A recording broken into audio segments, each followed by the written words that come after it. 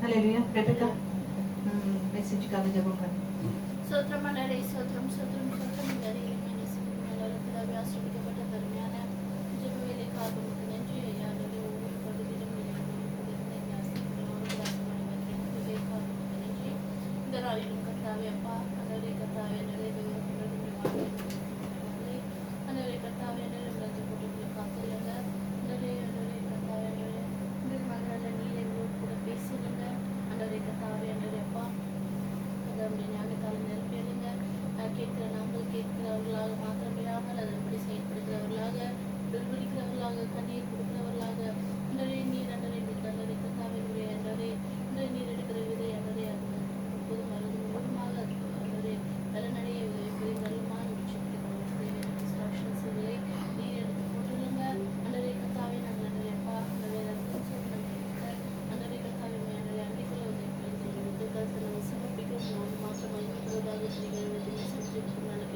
ஆமென். ஹல்லேலூயா. Mic எடுத்துங்க கையில. ஹல்லேலூயா. ஹல்லேலூயா. நாம இப்போ எந்த காலத்துல வாழ்ந்துட்டு இருக்கோம்? கிருபையின் காலத்துல, பரிசுத்த ஆவியானவர் காலத்துல. அது ஓகே. கிருபையின் காலம், பரிசுத்த ஆவியானவருடைய காலம். இப்ப டேஸ்லாம் எப்படி இருக்கு? we are in the living days. எப்படி இருக்கு? the end days மாதிரி படிக்கிறதாக இருக்கு. வேதத்துல சொன்னபடியா நடக்குது. ஓகே.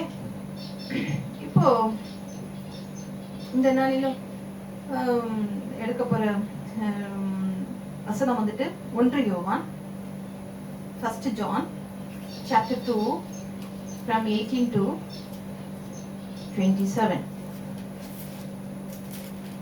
1 யோவான் 2ஆம் அதிகாரம் 18 17 வரை. 27 வரை. சாரி பிள்ளைகளே, இது கடைசி காலமாக இருக்கிறது. அந்திகிறிஸ்து வருகிறான் என்று நீங்கள் கேள்விப்பட்டபடி இப்பொழுதும் அநேக அந்திகிறிஸ்துக்கள் இருக்கிறார்கள். அதனாலே இது கடைசி காலம் என்று அறிகிறோம். அவர்கள் நம்மை விட்டு பிரிந்து போனார்கள், ஆகிலும் அவர்கள் நம்முடையவர்களாக இருக்கவில்லை. நம்முடையவர்களாக இருந்தார்களானால் நம்முடனே நிலைத்திருப்பார்களே. எல்லாரும் நம்மளுடையவர்கள் அல்ல என்று வெளியாகும்படிக்கே பிரிந்து போனார்கள். நீங்கள் பரிசுத்தராலே அபிஷேகம் பெற்று சகலத்தையும் அறிந்திருக்கிறீர்கள். சத்தியத்தை நீங்கள் அறியாததினால் அல்ல, நீங்கள் சத்தியத்தை அறிந்திருக்கின்றதினாலும் சத்தியத்தினால் ஒரு பொய்யும் உண்டாயிராது என்பதை நீங்கள் அறிந்திருக்கின்றதினாலும் உங்களுக்கு எழுதியிருக்கிறேன். இயேசுவை கிறிஸ்து அல்ல என்று மறுதலிக்கின்றவனே அல்லாமல் வேறு யார் பொய்யன்? பிதாவையும் குமாரனையும் மறுதலிக்கின்றவனே அந்தி கிறிஸ்து. குமாரனை மறுதலிக்கின்றவன் பிதாவை உடையவன் அல்ல, குமாரனை அறிக்கை இடுகின்றவன் பிதாவையும் உடையவனாய் இருக்கின்றான்.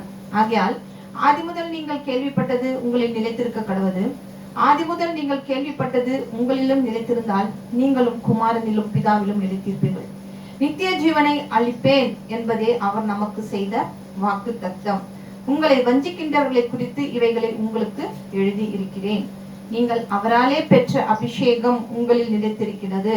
ஒருவரும் உங்களுக்கு போதிக்க வேண்டுவது இல்லை. அந்த அபிஷேகம் சகலத்தையும் குறித்து உங்களுக்கு போதிக்கின்றது. அது சத்தியமாக இருக்கிறது, பொய் அல்ல. அது உங்களுக்கு போதித்தபடியே அவரில் நிலைத்திருப்பீர்களாக. அல்லேலூயா, அல்லேலூயா, அல்லேலூயா. அப்ப இந்த நாளிலும் என்ன வார்த்தை என்று சொல்லி கேட்டோமானால், are you with Jesus or with Antichrist? Are you with Jesus or Antichrist? We are in Christ.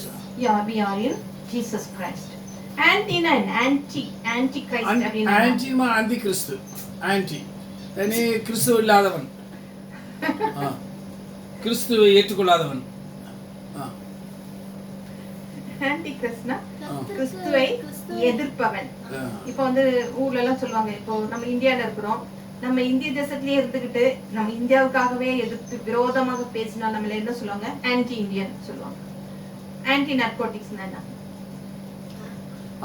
போதை பொருட்கள் யூஸ் பண்றதுதான், மருந்துகளை யூஸ் பண்றோம். அதுக்கு எதிராக இருக்கிறதுல இந்த மாதிரி மருந்துகள் எல்லாம் என்ன செய்யறது? மனிதனை பழாக்குகிற காரியங்களா இருக்கிறதுனால அதுக்கு ஆன்டி நார்கோட்டிக்ஸ் அப்படின்னு சொல்லுவாங்க. அப்போ எதிர்ப்பு, அகேன்ஸ்ட். இப்போ இயேசுக்கு அகேன்ஸ்டா இருக்கிறவங்கள தான் என்ன சொல்றது? ஆன்டி கிரைஸ்ட் அப்படின்னு சொல்லுவாங்க. ஒருத்தர் வந்து ஒரு ஊர்ல வந்து ஒரு பேங்க்குக்கு போய் டாலர் மாத்த போனாராம். டாலர் மாத்த பார்க்க போகும்போது அங்க வந்து ஒரே செவரு ஃபுல்லா டாலரா ஒட்டி இருந்துச்சான். 100 ரூபாய் டாலரு, எல்லா விதமான டாலர் நோட்டுகளும் அங்க ஒட்டி இருந்துச்சான். அவர் பார்க்கும்போது ஐயோ இவ்வளோ ஒரு டாலர் எடுத்து வெளியே ஒட்டி வச்சிருக்கிறாங்களே அப்படின்ட்டு அப்புறம் அவர் மாற்றும் போது இந்த லேடி கிட்ட கேட்டாரா, ஏன் இவ்வளோ ஒரு டாலரை வெளியே மாட்டி வச்சிருக்கீங்க அப்படின்னா அவங்க சொன்னாங்களா, இதுல ஒரே ஒரு டாலர் தான் உண்மையான டாலர், எதை நீங்க கண்டுபிடிங்க பார்க்கலாம் அப்படின்னு. அவரும் சுத்தி எல்லாத்தையும் பாக்குறாரா, எல்லாம் சேம் ஒரே டிட்டோவா இருக்கு, அப்படியே இருந்துச்சான். அப்போ அவங்க சொன்னாங்களா, இல்ல இதுல வந்துட்டு எல்லாமே வந்து ஒரு நோட்டை காமிச்சிட்டு இது மட்டும்தான் உண்மையான நோட்டு, மற்றதெல்லாம் என்ன ஃபேக்கு அப்படின்னு. ஏன்னா நிறைய பேர் வந்துட்டு என்ன பண்றாங்க, இப்போ ஃபேக் நோட்டை எடுத்துட்டு வந்துட்டு என்ன செய்யறாங்க, உண்மையான நோட்டுன்னு சொல்லி பேங்க்ல மாத்துறாங்க. ஏன்னா வெளிநாட்டுக்கு போகும்போது ரூபாய் எக்ஸ்சேஞ்ச் பண்ணுவாங்க இல்லையா, அப்ப என்ன செய்யறாங்க, அவங்க வெளிநாட்டு நோட்டு கொடுக்கும்போது ஒரு மிஷின்ல வச்சு பாக்குறாங்க பத்தியா, அது உண்மையானதா இல்ல ஃபேக் நோட்டா அப்படின்னு சொல்லி ஐடென்டிஃபை பண்றாங்க இல்லையா, எல்லா சூப்பர் மார்க்கெட்லயும் வச்சு பாக்குறாங்க இல்லையா. அப்போ அந்த மாதிரி தான், அப்போ வித்தியாசம் தெரியாத அளவுக்கு இப்பத்திய காரியங்கள் காணப்படுகிறது என்று சொல்லி நாம பார்க்கிறோம். அப்போ எல்லாத்துலயுமே இப்போ ஒரு விலை உயர்ந்த ஒரு ஹேண்ட்பேக் கூட இப்ப என்ன செய்யறாங்க, செகண்ட் குவாலிட்டியில வந்திருக்குது இல்லையா. ஆனா அவங்க வந்துட்டு அதை என்ன செய்வாங்க, இதா விற்க மாட்டாங்க, என்ன செய்வாங்க, நேரடியே பப்ளிக்கா விற்க மாட்டாங்க. நம்ம ரோட்ல போகும்போது இந்த மாதிரி பேக் இருக்குது வரீங்களா வாங்குறீங்களா அப்படின்னு சொல்லிட்டு அவங்க ஒரு தனியா எடுத்து கூட்டிட்டு போய் அந்த பேக்குகளை காமிப்பாங்க. அதை வந்துட்டு இந்த ஊர்ல இருக்கவங்க என்ன செய்வாங்க, அப்படியே தூக்கி குப்பை வண்டியில போட்டு அப்படியே என்ன செய்வாங்க, அரைச்சு முடிச்சிடுவாங்க.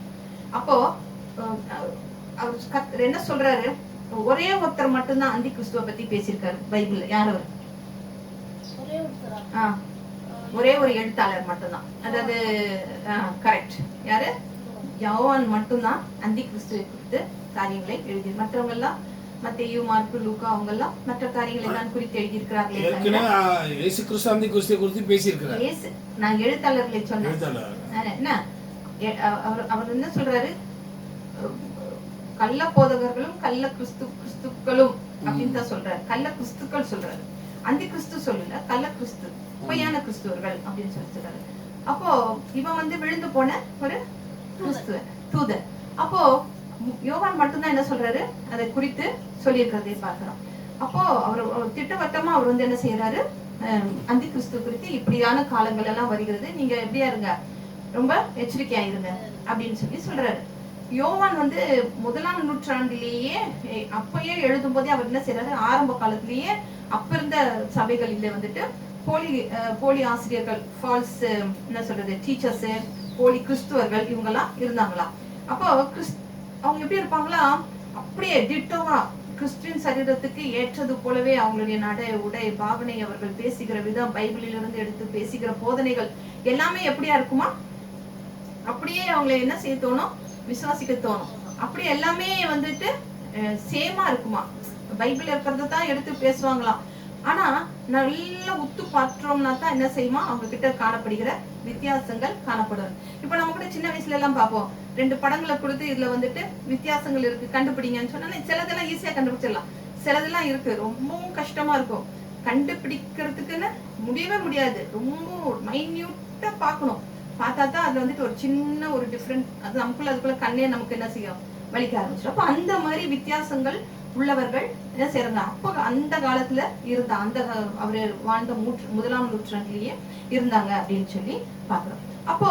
அப்பவே அந்த இளம் கிறிஸ்தவர்களுக்கு, அப்பவே அந்த எவ்வளவு யங் கிறிஸ்டியன்ஸ் எல்லாம் இருந்திருப்பாங்க இல்லையா, அப்பவே வந்துட்டு அவங்களுக்கு வந்து அவர் என்ன செய்திருக்கிறாரு, இந்த மாதிரி தவறான கோட்பாடு, இந்த மாதிரி ராங் டாக்டரினை நீங்க என்ன செய்யாதீங்க, நம்பி ஏமாந்து போகாதீங்க அப்படின்னு சொல்லி அவர் என்ன எச்சரிக்கிறாங்க. ஆனா அவங்க என்ன செய்யறாங்க, இன்டென்ஷனலி மனப்பூர்வமாவே அவங்க என்ன செய்யறாங்க, தவறான என்ன செய்யறாங்க, எச்சரிக்கிறாங்க, தவறான வழியில் அவர்களை நடத்துகிறவர்களாக இருக்கிறார்கள் என்று சொல்லி நம்ம பார்க்கணும். இப்போ நம்ம பார்க்கும்போது ஒரு டீச்சர் ஸ்டூடெண்ட்ஸ் எப்படி நடத்துவாங்க, ஏன்னா இனிமேல் அவங்க தான் படிச்சு நல்லா வந்து இந்த நாட்டை ஆளக்கூடிய தலைவர்களாக வருகிறவர்களாக இருப்பாங்க. அப்போ அந்த டீச்சர் என்ன செய்வாங்க, நல்ல ஒரு போதனைகளை கொடுத்து நல்ல விதமா அவங்க தவறு செஞ்சா கூட அவர்களை கண்டித்து அடித்து திருத்தி அவங்கள வந்து வளர்க்கும் போது, அவங்க சிலர் இன்னைக்கெல்லாம் பார்க்கும்போது எவ்வளவு பெரிய போஸ்ட்ல எல்லாம் இருக்கிறாங்க, அவங்க தங்களுடைய ஆசிரியர்களை குறித்து எவ்வளவு மேன்மை பாராட்டுகிறார்கள் என்று சொல்லிட்டு. அதே போலதான் இந்த அரசியல் நடத்துகிறவர்களும் என்ன செய்வாங்க, அந்த காலத்துல இருந்தே நிறைய பேர் நல்ல வழியில காமராஜர் அவங்க எல்லாம் சொல்லுவாங்க. அவங்க எல்லாம் என்ன செய்வாங்க, நல்ல நாட்டை அவ்வளவு நல்ல முறையில நடத்திட்டு வந்தாங்க. அவங்க எல்லாம் தான் பிள்ளைகள் எல்லாம் படிக்கணும். ஒரு குரூப் படிக்கவே கூடாது, இவங்க எல்லாம் எங்க படிச்சாங்கன்னா நம்மளுடைய பிள்ளைகளுக்கு இவங்க போட்டியாக விடுவாங்களோ அப்படின்ட்டு நம்மள மற்ற மதத்தினரை அவங்க என்ன செய்யறாங்க, தாழ்ந்த ஜாதிகளையோ மற்றவர்களையோ படிக்க விடாம அவங்க அவ்வளவு எதிர்த்தாங்க. ஆனா காமராஜர் தான் நல்லா படிக்கணும், பிள்ளைங்களெல்லாம் படிக்கணும் கொள்ளணும்னு அவர் அப்படியாக கொண்டு வந்தார். ஆனா இப்போ இருக்கிற அரசியல்வாதிகள் எல்லாம் என்ன செய்யறாங்க, வாலிபர்களே இன்டென்ஷனலாவே என்ன செய்யறாங்க, தவறான வழியில நடத்துகிறவர்களாக இருக்கு. இப்ப கூட லேட்டஸ்டா ஒரு பையனை செஞ்சா, 15 வயசு பையன், ஒரு டெபுட்டி சப் இன்ஸ்பெக்டர், அவருக்கு என்ன பண்றான், ட்விட்டர் பேஜ்ல அவங்க ஹஸ்பண்ட் ஒய்ஃப் 2 பேருமே டிஎஸ்பியா இருக்காங்க, பெரிய போஸ்ட்ல இருக்காங்க. அவங்களுக்கு ட்விட்டர் பேஜ்ல அவங்க 2 பேரையுமே என்ன செய்யறான், தங்களுடைய தலைவரை குறித்து அவங்க யாரோ சொல்லிட்டாங்க அப்படின்றதுக்காக அவன் அவ்வளவு அவதூறு, அவ்வளவு அவசியமா அவங்க ஒய்ஃபை குறித்து, அவங்க பிள்ளைகளை குறித்து அவ்வளவு பகிரங்கமாக அவன் 15 வயசு பையன் அவன் என்ன செய்யறான், போஸ்ட் போடுறான். அப்போ அவனுடைய அந்த இன்ஸ்பெக்டர் என்ன செஞ்சு அவனை கூப்பிட்டு, அவனை நீ எனக்கு இப்படி பண்ணிட்டியா, நீ என்ன இப்படி என் குடும்பத்தை பேசிட்டியான்னு சொல்லிட்டு அவனை தண்டிக்காம அவனை கூப்பிட்டு அவனோட பள்ளி ஆசிரியர்கிட்ட கூட்டிட்டு போய், அவங்க பள்ளி ஆசிரியர் கேட்கிறாரு, நீ ஏன் இப்படி போட்ட, நம்ம உனக்கு தங்கச்சிகள் எல்லாம் இருக்காங்க இல்லையா, அம்மா எல்லாம் இருக்காங்க, உன்னுடைய தங்கச்சிக்கு யாராவது இப்படி இந்த மாதிரி அசிங்கமாலாம் போட்டா நீ இது பண்ணுவியா? அப்ப அவன் கன்ஃபஸ் பண்றான், இல்ல நான் தெரியாம போட்டுட்டேன் அப்படின்னு சொல்லி. அப்போ அவர் கூப்பிட்டு அறிவு ஊத்துறாரு, அவங்க பேரண்ட்ஸையும் கூப்பிட்டு அறிவு ஊத்துறாரு. இவன் இப்படி வளர்ந்தானா இவன் வருங்காலத்துல இவன் எப்படி இருப்பான், இவனுடைய எண்ணங்கள், இங்க இருக்கிற எண்ணத்தை யார் மாற்ற முடியும், அவனே மாற்றலன்னா வேற யாராலையும் அது மாற்ற முடியாதுன்னு சொல்லி அப்ப அந்த பையனை கூப்பிட்டு உட்கார வச்சு அவர் அறிவுரை கூறி அனுப்புறாரு. ஏன்னா அப்ப அதுதான் என்னது, ஒரு நல்ல அறிவுரை இல்லையா? அது இல்லாம நீ எனக்கு இப்படி பேசிட்டியா, உன்னை தூக்கி ஜெயில போடுறான் பாரு, ஜெயில தூக்கி போட்டு என்ன செய்வாங்க, கையில கால்ல மாவு கட்டு போட்டு விட்டுடுவாங்க. அப்படி எல்லாம் பண்ணாம அவர் கூப்பிட்டு அவனை அப்போ அவன் யாரை கேட்டு அவன் அப்படி நடக்கிறான்னா, இந்த அரசியல்வாதிகளுடைய அவன் என்ன செய்வான், பள்ளிகளை கெடுக்கிறதுக்கு தான் அவன் வழியை பார்ப்பானே தவிர அவர்களுக்கு நல்ல எதிர்காலத்தை அவன் உருவாக்க மாட்டான். அவங்க இப்படியே பாழாயி போயிடுவார்கள் என்று சொல்லி நம்ம பார்க்கறோம். ஆனா அப்போ மட்டும் இல்ல, இப்பவுமே எப்படியாக இருக்கிறது, இதே போல வெளித்தோற்றம் நம்ம கூட பாக்குறோம் இல்லையா, சிலர் ஒருத்தர் இயேசுநாதர் மாதிரியே ட்ரெஸ் போட்டுக்கிட்டு தாடி வச்சுக்கிட்டு அதே மாதிரி தோல்ல துண்டு போட்டுட்டு, அப்போ அவங்க எல்லாம் என்ன செய்யறாங்க, ஒரு தோற்றத்தை என்ன செய்யறாங்க, மக்களுக்கு காண்பித்து வழி நடத்துகிறவர்களாக இருக்கிறார்கள் என்று சொல்லி பாக்குறோம். அப்போ தொடர்பு படுத்தும், ஆனா இவங்க எல்லாம் அப்போ அவங்க என்ன சொல்றாரு, இவங்க எல்லாம் யாராக இருக்கிறார்கள் என்று சொல்லி போலியானவர்களாக இருக்கிறார்கள் என்று சொல்லி பார்க்கிறோம். அப்ப இந்த நாள்ல நம்ம 9 வசனங்களை படிச்சோம். அதுல யோவான் சொல்கிற சில காரியங்களை மாத்திரம் நம்ம பார்க்கலாம். இது எப்ப எழுதப்பட்டதுன்னா 2000 ஆண்டுகளுக்கு முன்பாகவே எழுதப்பட்டது என்று சொல்லி பார்க்கிறோம். ஆனா அது இன்றும் எப்படியா இருக்குது, பொருந்தக்கூடியதாக இருக்கிறது என்று சொல்லி நம்ம பார்க்கலாம். அப்ப இந்த காலத்துல கள்ள போதகங்கள் எல்லாம் அப்படி எல்லாம் இருக்காங்களா இல்லையா? இன்றைக்கு அதிகமாக காணப்படுகிறதாக. அப்ப அதுக்குத்தான் அவர் என்ன சொல்றாரு, நம்ம படிக்கும் போதே உங்களுக்குள்ள நான் என்னத்தை கொடுத்துட்டு போயிருக்கிறாரு, குமாரனாகிய இயேசு கிறிஸ்து யாரையும் நமக்கு தந்துட்டு போயிருக்கிறாரு பாருங்க. நீங்கள் அவராலே பெற்ற அபிஷேகம் உங்களில் நிலைத்திருக்கிறது, ஒருவரும் உங்களுக்கு. அப்ப அபிஷேகம் நமக்குள்ள இருந்துச்சுன்னா நமக்கு யாருமே போதிக்க வேண்டுவது இல்லை. நமக்கு ஒருத்தருடைய போதகத்தை கேட்கும் போதே இது சரியான டாக்டரினா, இது சவுண்ட் டாக்டரினா இல்லது ஃபால்ஸ் டாக்டரினா நமக்கு என்ன செய்ய முடியும், ஈஸியாவே நம்மளால ஐடென்டிஃபை பண்ண முடியும். நிச்சயமா அந்த ஆவியானவருடைய உந்துதல் நமக்குள்ள இருக்கும் பொழுதே நமக்கு என்ன செய்ய முடியும், அது சரியா. அப்போ அந்த அபிஷேகம் நாங்க என்ன செய்கிறதா, சகல சத்தியத்தின் குறித்து நமக்கு போதிக்கிறதாக இருக்கிறது என்று சொல்லி நாம பார்க்கிறோம். அப்போ அது சொன்னது போல அதாவது கிறிஸ்துவுக்கு எதிரான ஆவியை நம்ம எப்படி அடையாளம் காண முடியும் அப்படின்னு சொல்லி பார்த்தோம்னா, அவனுடைய தந்திரமான பேச்சுக்கள், அப்புறம் அவனுடைய உத்திகள், என்ன சொல்றது, அவனுடைய தந்திரங்கள் எல்லாமே ஒரே இதுக்கெல்லாம் நம்ம எப்படியா இருக்க வேண்டும், எச்சரிக்கையாக இருக்கணும் அப்படின்னு சொல்லி சொல்கிறாரு. அப்போ அதுக்குதான் அவர் என்ன சொல்றாரு, நமக்கு என்ன மாதிரி ஆவி வேணும்ன்றாரு, ஸ்பிரிச்சுவல் டிசெப்ஷன் வேணும், விழிப்புணர்வு உள்ள ஆவி வேணும் அப்படின்னு சொல்லி சொல்றாரு. இப்போ நம்ம பார்க்கும்போது சபைகளின் மாத்திரம் இல்லை, இந்த உலகத்துல நம்ம ஜீவிப்பதற்கே நமக்கு என்ன வேணும், விழிப்புணர்வு வேணும். ஏன்னா எப்ப யாரை ஏமாத்தலான்னுட்டு இன்னைக்கு கையில வச்சிருக்கிற மொபைல்ல இருந்து நெட்ல இருந்து எல்லாமே நம்ம என்ன செய்யறோம், போன்ல தான் வச்சுக்கிட்டு இருக்கிறோம். எப்ப யாரை ஏமாத்தலான்னுட்டு ஆளுங்க என்ன செய்யறாங்க, ரெடியா உட்காந்துட்டு இருக்கிறாங்க. அது பணமாக இருந்தாலும் சரி, மோசடிகள் காரியங்களாக இருந்தாலும் சரி, ஃபேக் மெசேஜ் அனுப்பி அதை நம்ம ஆன் பண்ணி தெரியாம அந்த மெசேஜ் கிளிக் பண்ணிட்டோம்னா நம்மளோட பேங்க்ல இருக்கிற அக்கௌண்ட் மணி கிணி எல்லாம் சுத்தமா என்ன செய்யுது, எடுக்கப்படுகிறதா இருக்கிறது. அப்போ அப்படி இருக்கும்போது நம்ம தேவையில்லாம எதையுமே நம்ம என்ன செய்யக்கூடாது, எல்லாவற்றிலுமே நம்ம எப்படியா இருக்க வேண்டும், கவனமா இருக்க வேண்டும், விழிப்புணர்வாக இருக்க வேணும் அப்படின்னு சொல்றாரு. அப்போ அதுக்கு அவர் என்ன சொல்றாரு, ஸ்பிரிச்சுவல் டிசெப்ஷன் அதிகமா இருக்குது, ஏமாற்றுகிற காரியங்கள் அதிகமாக இருக்கிறது என்று சொல்லி அவர் சொல்கிறார். அப்ப நமக்கு முதல்ல என்ன வேண்டும் என்று சொல்கிறாரு, விழிப்புணர்வு வேணும். ரெகக்னைஸ் த ஆன்டி கிரைஸ்ட், அப்படி ஸ்பிரிட் ஆஃப் ஆன்டி கிரைஸ்ட் அப்படின்னு சொல்றாரு. அடுத்தது அவேர்னஸ், அப்புறம் அதை பற்றின அந்த ஆன்மீக மோசடியை பற்றிய அவேர்னஸ் நமக்குள்ள எப்பவுமே காணப்பட வேண்டும் அப்படின்னு சொல்றாரு. அப்போ இயேசு போதித்த செய்தியை தவிர வேறொரு செய்தியை போதிக்க முயல்கிறவர்கள் என்ன செய்யறாங்க, ஒவ்வொரு சபைகளிலும் ஊடுருவி முற்றுகையிடுவதற்கு ரெடியாக இருக்கிறாங்க அப்படின்னு சொல்லி யோவான் என்ன செய்கிறாரு, கடிதத்துல எழுதுகிறார் அப்படின்னு சொல்லி நம்ம பார்க்கிறோம். இப்போ வெளிநாடுகள் எல்லாம் பார்க்கும்போது சில சபைகள் எல்லாம் வந்துட்டு என்ன செய்வாங்களா, பாஸ்டர்களை கூப்பிட்டு நீங்க எதை பத்தி வேணாலும் பேசுங்க, புத்தரை பத்தி பேசுறீங்களா பேசுங்க, அல்லாவை பத்தி பேசுறீங்களா பேசுங்க, உலக காரியங்களை பத்தி பேசுறீங்களா பேசுங்க, எதை பத்தி சிங்கரை பத்தி பேசுறீங்களா, இப்ப யாரு இதா இருக்காங்க அவங்கள பத்தி பேசுறீங்களா பேசுங்க, யாரை பத்தி வேணாலும் நீங்க பேசுங்க, ஆனா இயேசு கிறிஸ்துவ மட்டும் நீங்க டோன்ட் டாக் அபவுட் ஜீசஸ் அப்படின்னு சொல்லுகிற சபைகள் இன்னைக்கு எப்படியா இருக்கிறது. ஏன் சொன்னா மக்களுக்கு அது பிடிக்காது. ஏன்னா மற்ற காரியங்களை, உலக காரியங்களை பற்றியோ மற்ற இதை பற்றி பேசும்பொழுது மக்கள் வந்துட்டு என்ன செய்கிறார்கள், ஆர்வமாக இருக்கிறார்கள் என்று சொல்லி பார்க்கிறோம். இயேசு கிறிஸ்து என்ன செஞ்சாரு, நம்மளை இருளில் இருந்து எதுக்கு கொண்டு வந்தாரு, வெளிச்சத்துக்கு கொண்டு வந்தாரு. ஆமா, அந்த அந்தி கிறிஸ்து நம்மளை என்ன செய்கிறது, வெளிச்சத்திலிருந்து எதுக்கு கொண்டு போகிறதா இருக்கிறது, இருளுக்கு கொண்டு போகிறதாக இருக்கிறது என்று சொல்லி நம்ம இன்னைக்கு இந்த தமிழ்நாட்டுல ஒரு சபையில ஒருத்தர் என்ன பண்றாரு, என்ன சாங்ஸ் இளையராஜா பாட்டு இன்னைக்கு அதிகமாக அவருடைய சபையில பாத்தீங்கன்னா, சபையில என்ன பாட்டு, இளையராஜா சாங், ரஜினிகாந்த் பாட்டு, கமல்ஹாசன் பாட்டு இதெல்லாம் பாடப்படுகிறதா இருக்கிறது. மக்கள் எல்லாம் கைத்தட்டி என்ன செய்யறாங்க, அதை உற்சாகப்படுத்துகிறத பார்க்கிறோம், உற்சாகப்படுத்துகிறத பார்க்கிறோம். அப்போ இது எங்க இருந்து வருது, இந்த விதமான காரியங்கள் எப்படி வருது? அப்போ மக்கள் என்ன செய்யறாங்க, அவங்க ஈஸியா என்ன செய்யறாங்க, என்ன செய்யறாங்கன்னா விழுந்துடுறாங்க.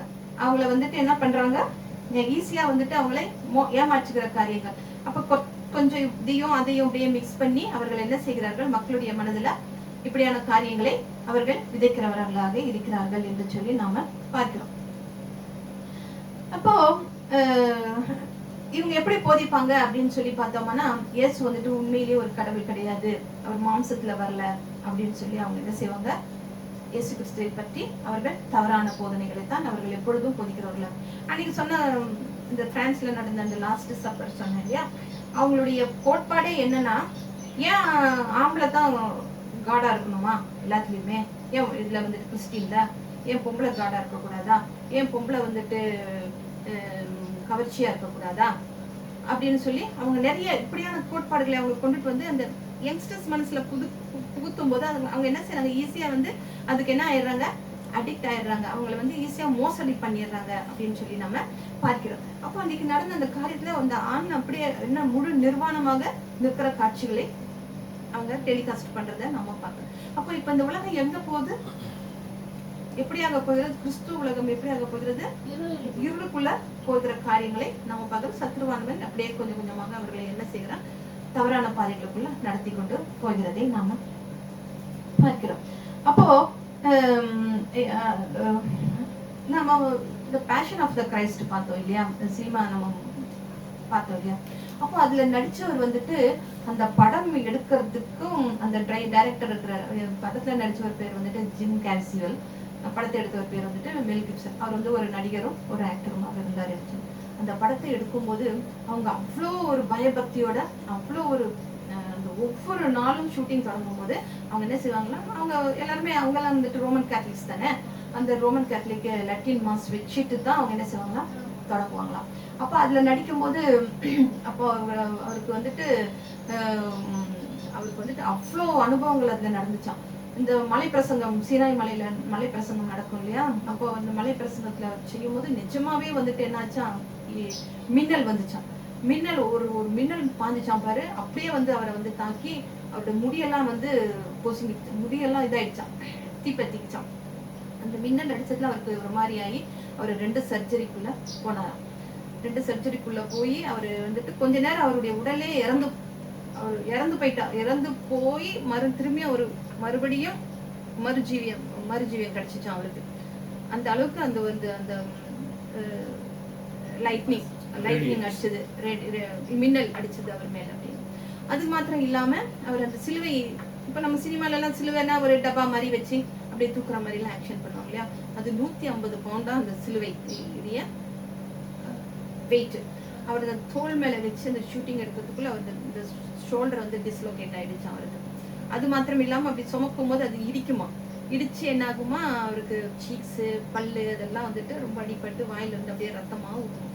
அது மாத்திரம் இல்லாமல் அவருக்கு அந்த கடைசி நாள்ல வந்து அந்த கண்கள் எல்லாம், அந்த பாடுகள் எல்லாம் அனுபவிக்கும் போது அந்த கண்கள் எல்லாம் என்ன ஆகுமா, அப்படியே ஒரு மாதிரி வீங்கி போயிருக்கும் இல்லையா. அந்த வந்துட்டு மேக்கப்பே 10 மணி நேரம் போடுவாங்களாம். மேக்கப் போட்டு 10 மணி நேரம் இருக்கும்போது அப்படியே உடம்பு முகமெல்லாம் அப்படியே இதாகுமா. ஆனா அன்னைக்குன்னு பார்த்தோம்னா திடீர்னு அந்த கிளைமேட் எல்லாம் ரொம்ப ஒரு மாதிரி அந்த சீனரிக்கு ஏத்த கிளைமேட் இல்லாம வரும்போது திரும்பி அதை கம்ப்ளீட்டா மாற்ற வேண்டி வருமா.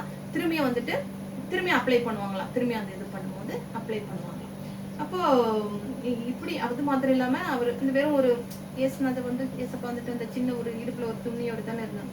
அந்த டைம் எடுக்கும்போது வெறும் -4 டிகிரி செல்சியஸ்ல தான் இருக்குமா. அப்போ அந்த அளவுக்கு இருக்கும்போது அவருக்கு நிமோனியா அந்த மாதிரி நிறைய காரியங்கள் எல்லாம் வந்துச்சா.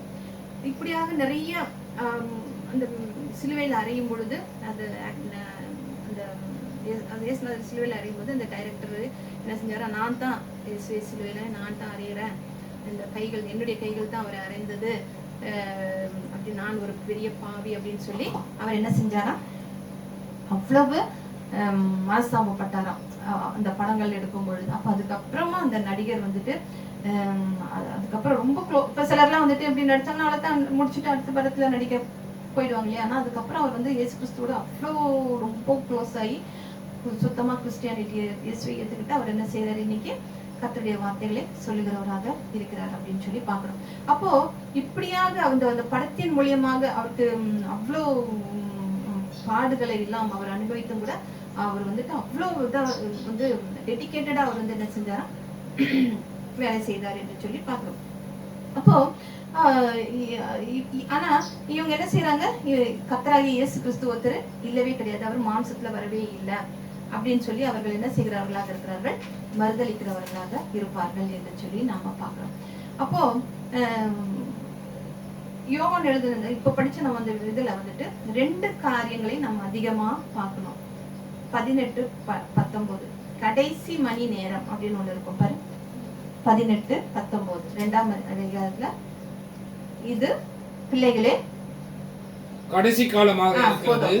போதும். 2வது 19ஆம் அதிகாரம் அவர்கள் நம்மை விட்டு பிரிந்து போனார்கள். யாருதுன்னா அந்தி கிறிஸ்து இல்லையா. அப்ப 2 காரியத்தை குறித்து பேசுகிறாரு, லாஸ்ட் அவர் அண்ட் அந்தி கிறிஸ்ட். அப்ப நம்ம இப்ப வாழ்கிற காலங்கள் எல்லாம் எப்படி இருக்கிறது, எப்படியா இருக்கிறது, கடைசி காலமாக இருக்கிறது. அவர் இதுல சொன்ன காரியங்கள் எல்லாம் நிறைவேறுகிற காரியங்களாக மனிதர்கள் எப்படியாக இருக்கிறார்கள், பணத்தாசை பிடித்தவர்களாகவும் பெருமை உள்ளவர்களாகவும் அப்புறம் என்ன செய்யறது கொள்ளாதவர்களாகவும் நம்ம பார்க்கிறோம் இல்லையா. தீர்த்துள்ள நிறைய தீமைத்தூழலாம் பார்க்கும்போது இப்படியாக காணப்படுகிறது. உலகமே எப்படியா இருக்கிறது, தலைகீழாக மாறிவிட்டது என்று சொல்லி நம்ம பார்க்கிறோம். சபைகளிலே நடக்கின்ற காரியங்கள், கள்ள போதகங்கள், மக்களை வந்து கவர வேண்டும் என்பதற்காக நடக்கின்ற காரியங்கள். இப்ப இயேசு சொல்றாரு, என்னுடைய ஆடுகளை நான் பேர் சொல்லி அழைந்திருக்கிறேன். இப்போ ஒருத்தர் வந்துட்டு ஒரு 10-15 ஆடு வச்சிருந்தாங்கன்னா அதுக்கு ஏதாவது ஒரு பேர் வச்சிருப்பாங்க இல்லையா.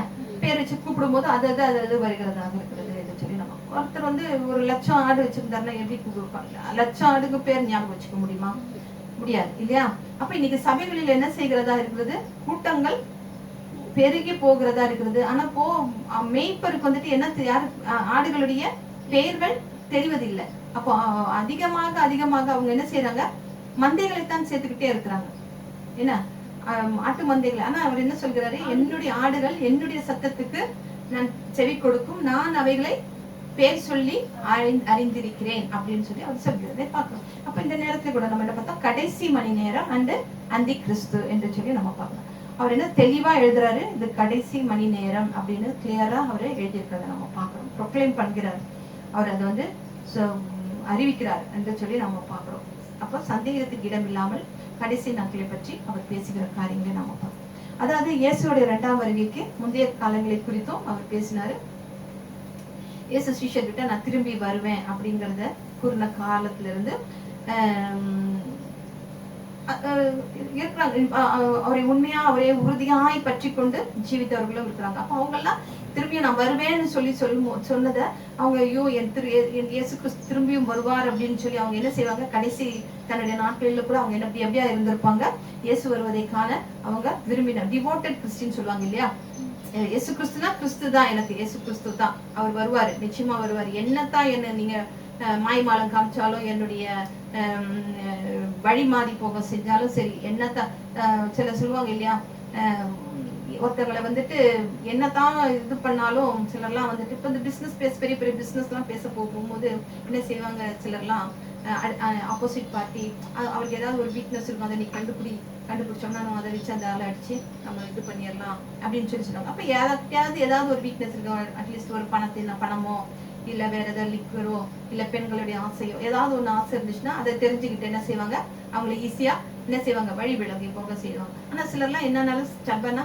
இதுனா இதுதான், நான் இதுல இருந்து என்ன நீ எனக்கு என் முன்னாடி கொண்டாந்து கொட்டினாலும், பணத்தை கொட்டினாலும், தங்கத்தை கொட்டினாலும், வைரத்தை கொட்டினாலும் நான் வரேன் அப்படின்னு டிவோட்டட் கிறிஸ்டியன்ஸ் எல்லாம் அந்த காலத்துல இருந்திருக்காங்க. அவங்க எல்லாம் யாரு, இயேசுனுடைய 2ஆம் வருகைக்கான விரும்புகின்றவர்களாக இருந்தார்கள் என்று சொல்லி பார்க்கிறோம். ஆனா இந்த காலம் பெரும்பாலும் கடைசி காலமும் இறுதி காலம் என்று சொல்லி குறிப்பிடப்படுகிறதாக இருக்கிறது என்று சொல்லி நம்ம பார்க்கணும். நம்ம கடைசி அத்தியாயம் எது, வெளிப்படுத்தின விசேஷம் என்று சொல்லி நம்ம பார்க்கிறோம். அது எத்தனை விதமான சபைகள் இருக்கிறது, 7 விதமான சபைகள் இருக்கு. அந்த 7 விதமான சபைகளில எத்தனை சபைகளுக்கு அவர் வந்துட்டு வார்னிங் கொடுத்திருக்காரு, 7 சபைகளுக்குல எல்லா சபைகளுக்குமே அவர் வந்துட்டு சில காரியங்கள் எல்லாம் குறித்து அவர் சொல்லுகிற காரியங்களை நாம பாக்குறோம். அல்லேலூயா அல்லேலூயா. அதுல வந்துட்டு ஒரு சபையில வந்துட்டு எபேசு சபைக்கு வந்துட்டு சொல்லும் போது உங்ககிட்ட நிக்கோலாய் பாரு, வெளிப்படுத்தின விசேஷம் 2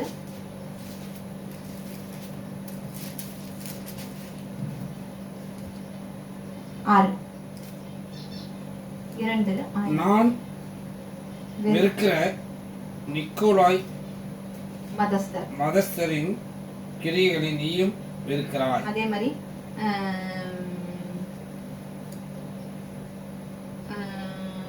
14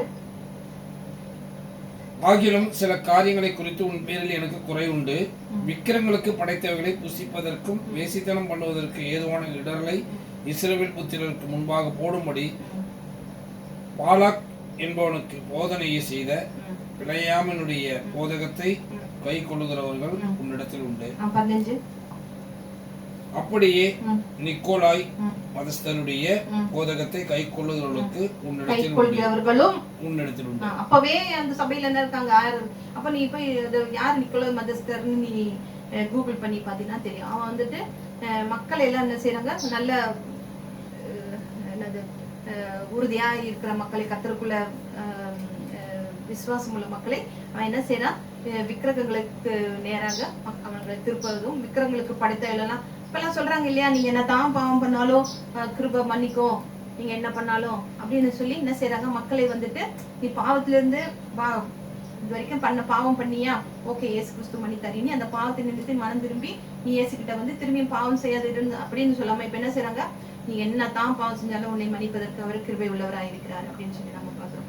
அதே போல பாலாக் என்பவன் எப்படியா நம்ம பார்த்தோம் இல்லையா, அவர் சொல்றாரு அவங்களை சபின்னு சொல்றாரு, ஆனா இவன் சபிக்க மாட்டேன்னு சொல்லி சொல்றான், தேவனுக்கு பயந்துகிட்டு சபிக்க மாட்டேன்னு சொல்லி சொல்றான். அப்புறம் சரி வேற என்ன பண்ணலாம் அப்படின்னு யோசிக்கும் போது மோவாபிய ஸ்திரீகளை எல்லாம் கொண்டுட்டு வந்து இஸ்ரவேல் புத்திரர்களோட என்ன செய்யறான், விபசாரம் செய்ய வச்சு கர்த்தருடைய கோபத்திற்கு அவன் ஆளாகிறான் என்று சொல்லி பார்த்தோம். அப்ப அப்படியான காரியங்கள் இன்றைக்கும் என்ன செய்கிறதா இருக்கிறது, சபைகளுக்குள்ள இருக்கிறதா இருக்கிறது. நான் சொன்ன மாதிரி அன்னைக்கு அந்த பாட்டு பாடின அவர் இருக்கிறார் இல்லையா, சபையில சினிமா பாட்டு பாடு, அன்னைக்கு அவர் சொல்றாரு சபையில என்ன சொல்றாரு, நானும் என் மனைவியும் கொஞ்சிக்கிட்டு இருந்தோம், என் பையன் வந்தான், ஏன்னா என் பையன் வந்து நாங்க கொஞ்சிக்கிட்டு இருந்ததை நாங்க பார்த்தோம், பார்த்துட்டு கொஞ்ச நேரம் அப்படியே நின்று எங்களை பார்த்துட்டு போயிட்டான். ஆனா நாங்க ரெண்டு பேரும் லவ் பண்ணி கொஞ்சிட்டு இருந்தோம் அப்படின்னு சொல்றாரு. இது சபையில சொல்லும் போது எல்லாரும் கை தட்டி சிரிச்சு அல்லேலூயான்னு சொல்றாங்க. அப்ப இதுக்கு என்ன அர்த்தம்? அறிவில்லைன்னு அர்த்தம். இது எதை குறிக்கிறதா இருக்கிறது என்று சொல்லி நமக்கு தெரியல. அப்போ இப்படியான இப்ப இன்னைக்கு போதகங்கள் எல்லாம் எப்படியா இருக்குதுன்னா எல்லாத்தையுமே என்ன செய்யறாங்க, இப்ப சபைகளில ரொம்பவும் ஓப்பனா பேசுறாங்கன்னு, எல்லாத்தையும் குறித்து என்ன பேசுறாங்கன்னு தெரியல, என்ன மெசேஜ் எடுக்கிறாங்கன்னு தெரியல.